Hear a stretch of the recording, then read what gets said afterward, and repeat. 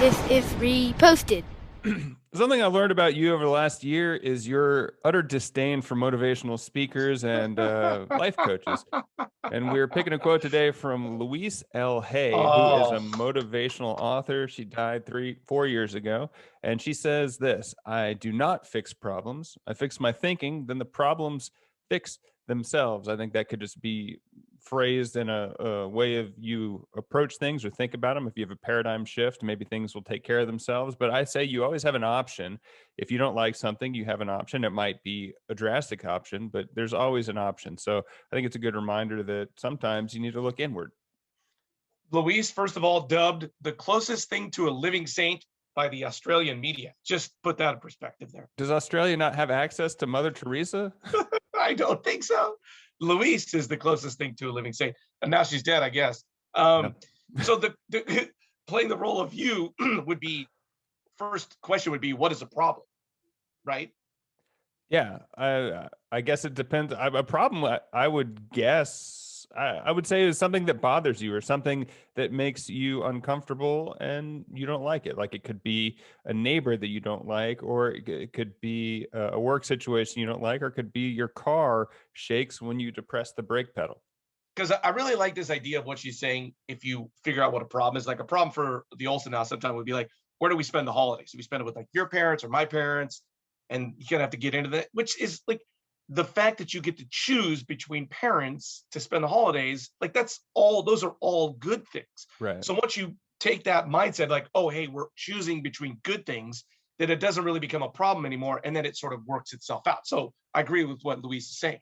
I guess, yeah, maybe if I could jump in the brain of one of your kids, you told me that if someone doesn't get dessert, it is a meltdown. And you're just like, well, maybe be thankful you got dessert 6 days this week instead of seven. It's different for kids and your perspective. I remember when I was young, everyone probably had this, like not having something that day was the end of the world. But it's like, I mean, you can go too far that way as well. It's like, well, I live in the United States and I have a comfortable life. I don't have any problems. Like you have to deal with your problems too. Like even if you're Prince Harry, like you have all the money in the world, you still have problems and you can't dismiss them as, oh, it's not that big of a deal compared to someone else. Yeah. And so let's say we're talking about real problems.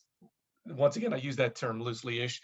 One thing that I don't do well is I don't handle stress real well and pressure. And so problems kind of magnify and sort of get overwhelmed by the process of a problem.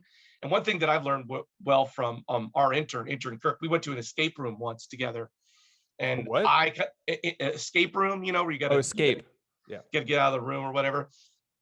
And I realized at that moment I don't do well because I'm like, he could put problems and make them little tiny issues to fix. So big problem becomes little tiny resources to get out of. And so I think like fixing problems, like, hey, just make them into tiny little categories and then they work better. And I really got to see that in an escape room. Like you can't get this out of the escape room at once. You got to work through each problem at a time.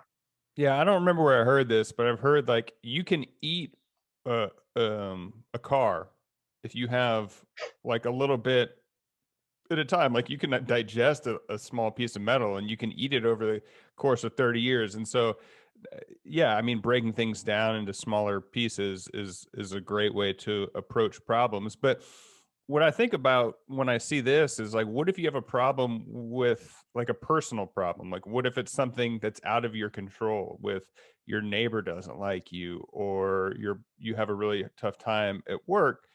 My thing is you can fix your thinking of, here's one for me. I worked at a company and I didn't believe in leadership and I felt frustrated that my job wasn't going anywhere. And I was like, how do I fix this? And I was like, the way they are is not within my control. And so thinking outside the box, maybe I quit and do something different. And so I think that's where a lot of people get held up is hitting a more nuclear option of like, there's always an option.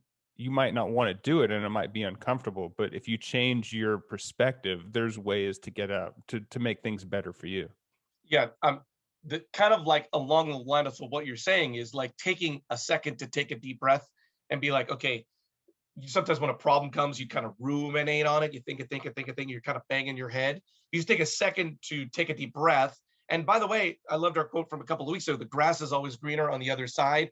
And it's literally because you're looking at the wrong angle. If you just go get a different perspective on the problem, whether that's from just a third party person that's not involved giving you advice, or even literally moving to a different room to think about it, in just getting a different perspective helps you give a different thought to the idea of the problem.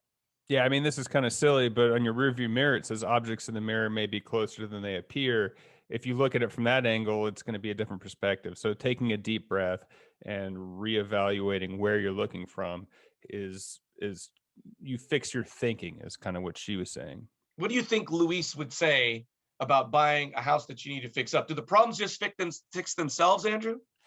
The problems do not fix themselves whenever you buy a house. One other thing, I don't know what her thinking was, but she was the founder of Hay House Publishing, and I would guess that when she was publishing her book, she probably had frustration with her publishers, and she changed her way of thinking, started her own publishing company that's successful now. So it kind of works in all different sorts of ways.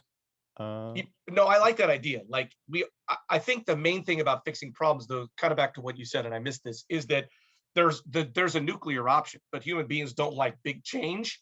But sometimes, hey, nobody wants to print my book. I'm going to start a publishing house. I'm sure that probably wasn't easy, but that was the nuclear option, and she did it. Yeah, and with the way the world is right now, people have so many more options and just access to information. It's a lot easier to start your own publishing company today than it was when she started, I think, in the 70s or 80s. In Australia, for crying out loud. Yeah, just try something different. Like if you buy a house and you want to do some renovations, sell the house and move. That's it. So small problem, fix himself.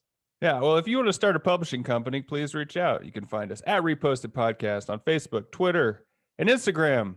If you're listening to this, tweet us, like our picture. Wow. No one engages, and I challenge you to engage with us on social media. I'm Andrew Keller for Larry saying thanks for stopping by.